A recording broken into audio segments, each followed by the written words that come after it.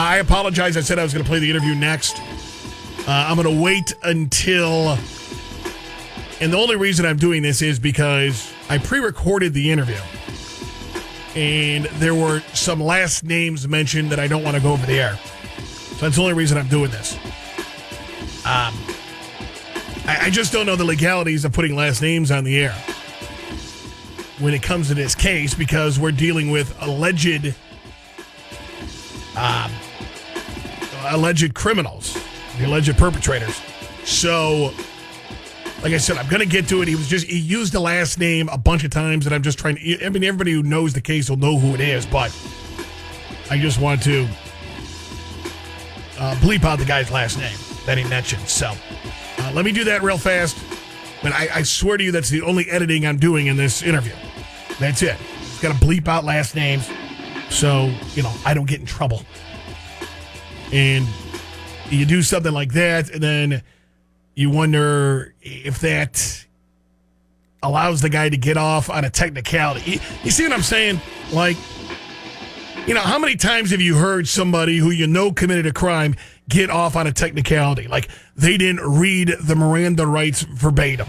Something like that. So I want to make sure that by talking about this, and you can appreciate this, by talking about this, by having this anonymous night sec on the air, I want to make sure I don't jeopardize the case in Steubenville. Because trust me, right now, everybody in Steubenville, everybody who is close to this case is waiting for me to make a mistake. They're waiting for me or Anonymous, Night Sec, to make a mistake. They are. Obviously, they are. Matter of fact, I guarantee you my show is being recorded right now by everybody in Steubenville. That's how big this story has become. So I just want to make sure no last names are mentioned. So make sure we don't jeopardize this case at all. So I know you guys are anxiously waiting. I'm getting tweets like crazy. Q92radio.com for some reason is not loading. However, if you want to listen to the interview, you can go to the Q92 fan page on Facebook and just listen to the Listen Live button there, or click on the Listen Live button there. And I will be posting the interview after we play it on the air. So sit tight. I'm going to get to it, I promise, okay? It's Q92, my radio show. This is the interview with Anonymous Night Sec. They are really the group that has brought the rape situation in Steubenville to really global status. This is a big, big story. Everybody around the world is talking about it. This group Anonymous, as you know, is they're nobody to be reckoned with, man. You don't want to get on these guys' bad side. So let's get right to it. You're calling me on a different phone number, dude. Yeah, I got Skype to work, so. Oh, okay. Well, listen, I want to say thank you very much for coming on the show, obviously. I just got off the phone with one of the girls who's a friend of the rape victim in Steubenville. She asked me to reiterate something back to you guys, saying they appreciate what you're doing, but they prefer that the Social Security numbers of the kids involved didn't get released. Because right. I don't understand why that would be a big deal. Maybe you could understand that, or kind of explain that to me. Yeah, sure. Are we live right now? Yeah, go ahead. Okay. Well, anyway, first off, thanks for having me. I appreciate it. Yeah. Secondly, we watched the Young Turks video they released yesterday. I don't know if you're familiar with the Young Turks, but they raised a valid point. And their point was, now that it's made national and even world news, all eyes are on Steubenville, so there's really no point in releasing the Social Security numbers of the teammates involved in ruining their lives forever, whenever they're going to have to answer for this for the rest of their life, no matter where they go now. Right. So I wholeheartedly agree with that, and I'm not so naive to think one can't learn from their own mistakes. But so I basically decided it wasn't in our best interest in order to relentlessly pursue that. Okay. So how did you guys become aware, and how long have you been working on this this whole thing in Steubenville? Oh, I'd say probably a couple months ago. I stumbled across the blog, actually a couple blogs, actually, and the New York Times had covered it. And I finally decided it was time to go in and see what we could do about it. And it picked up momentum way faster than Op Westboro did, way faster than it did whenever we took down Hunter Moore. it just gained so much momentum. And I think it's good because, like, people are starting to see what would be covered up in the first place. You know, I was doing some background, and I'm aware of who you guys are, and I've always appreciated what you did with the Westboro Baptist Church and everything. I almost think that you guys are almost the Robin Hood of society, where you're doing something that's technically illegal by doing the hacking, but you're doing it for the greater good of the people. Right. So, right, yeah. I mean, do you get a lot of backlash for that, or would you say that the majority is the support? You get the support of the community and society? You know, there's people that are like, what you're doing is illegal and whatnot, and, like, you know, like, you're committing a crime in order to solve a crime, and in essence, that's true, but don't the police do it when they allow snitches to sell drugs on the streets in order to get the kingpin? Yeah. That's my question to them. So, and also, not all of Anonymous agrees with other Anonymous members' operations. So that's the beauty of Anonymous, is like we all have different ideals and different goals. And NightSec is actually a subgroup that I formed within it of a group of people that want to use what we know how to do in order to change the society immediately around us. Now, how are you aware from the blogs and everything that, I mean, were you surprised at the corruption in Steubenville, a small little city, and how did you... I was. Yeah. I was, and I was even more surprised when the guy actually responsible for the hack, Batcat, is working on my team or whatever, and we got into his Comcast email, Jim, the web founder, and found what appeared to be a Louisville rape victim's picture, Savannah. Well, you know what's so funny about that is that's Louisville, is how we pronounce it here. And Louisville's very close in the area to the radio station as well. And I was aware of that case.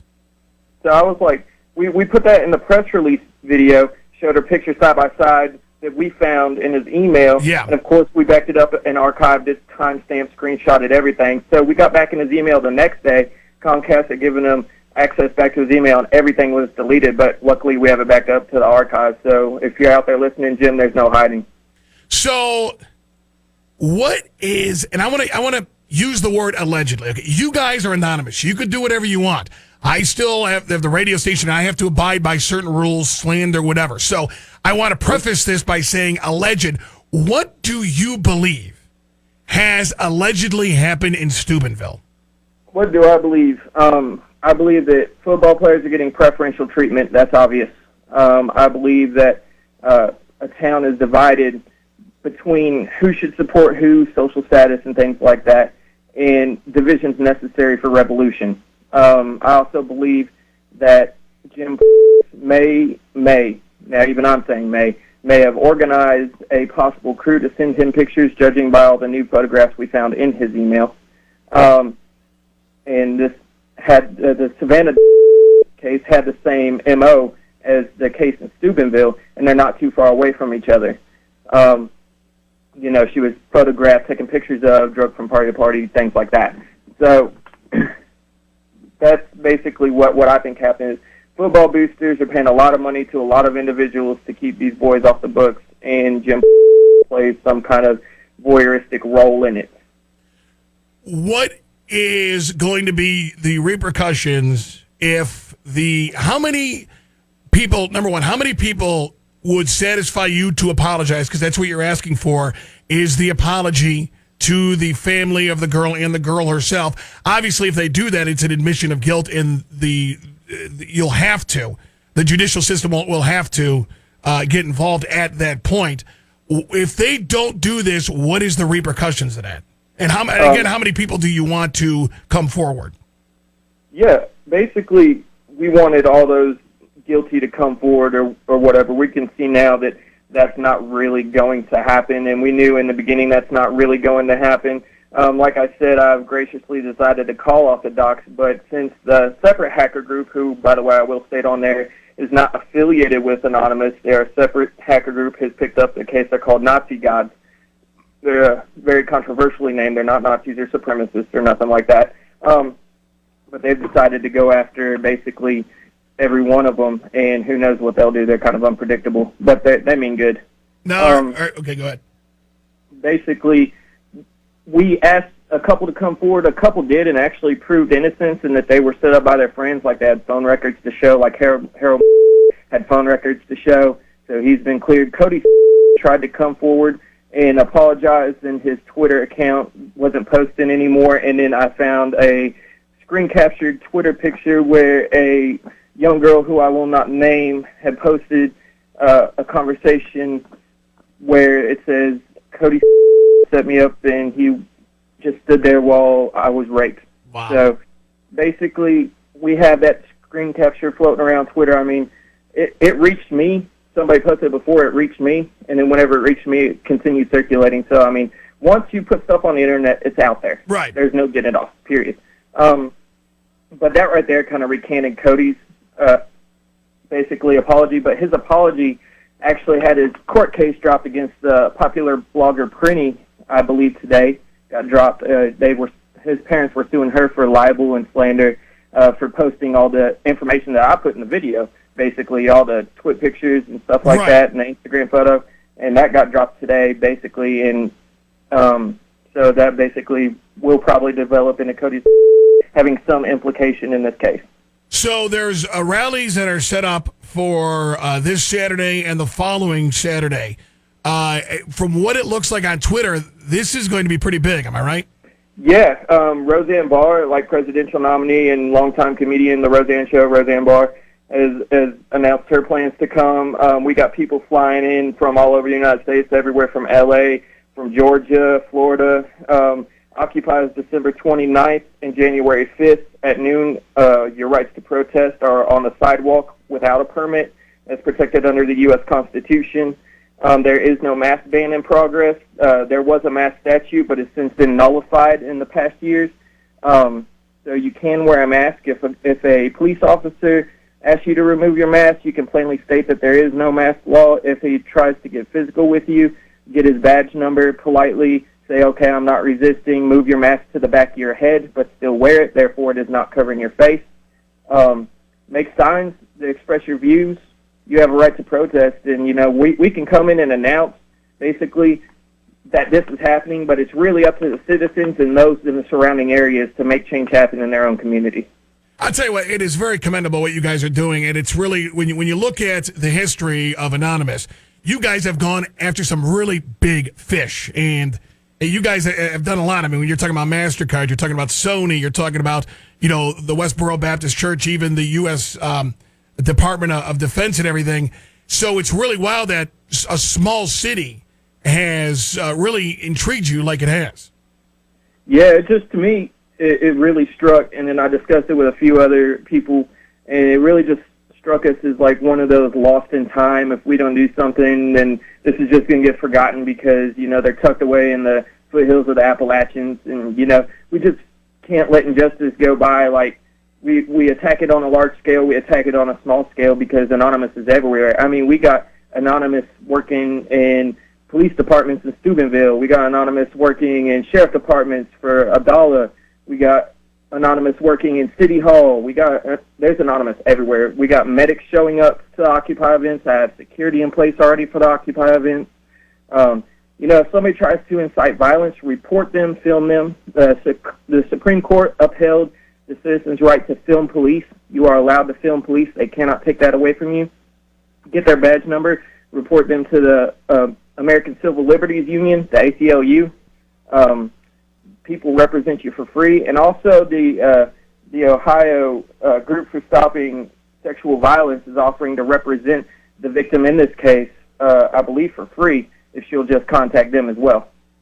All right, well, listen, I will probably, I shouldn't say probably, I will be there Saturday. I'll be there the following Saturday. If there's a way even that maybe you can get a hold of Roseanne, I'd like to get her on the show and find out how she became aware of this and why she's taken such a big interest in this story as well. I mean, I know her past of, you know, obviously sexual abuse and everything, so I'm sure that has something to do with it. If you could do that, that'd be fantastic. I'm going to keep promoting it, keep tweeting it. You guys keep tweeting with me. And let's get justice done in Steubenville, seriously. Yeah, sure. I mean, I'm already here. You know, the snow looks great on the university behind my hotel. So it's pretty cold, though. Yeah, oh, yeah. So you're already here. You're already in Steubenville, huh? Yep. That's wow. Right. Yep, I have no problem saying that I am here. Good luck finding me, you know. So. Wow. It's got to be crazy to live your life like that, where you are anonymous. Isn't that kind of wild? Are you afraid for your safety at some point? Sometimes I walk around and I'm like, some random person at a bar will just start talking about computers or something just randomly, and I won't even say it because in real life I don't even look it. Yeah. So I'm saying, like, what are you trying to do? What were you trying to keyword me? Like, stuff like that. So I won't talk to them. It's just got to be wild that you always have to be on the defense. Yeah, it took some getting used to for me, and there's only like 2 people in the entire world that know I do what I do, and I've never used my screen name anywhere else in the entire world. So that's the key to becoming anonymous, right there. Just and anonymous is everywhere. Like they're everywhere. You don't know who they are. Yeah, that's true. Wow. Well, listen, man, it's a great cause what you guys are doing. I know the city of Steubenville, from what I'm hearing, is quite grateful, and I appreciate you coming on the show, man. I really do. Hey, no problem. Thank you for having me. Yes, I will. I won't know you, but I'll see you on Saturday. Yes, sir. All right, goodbye. Bye. There you go. Night Sec from Anonymous on the show.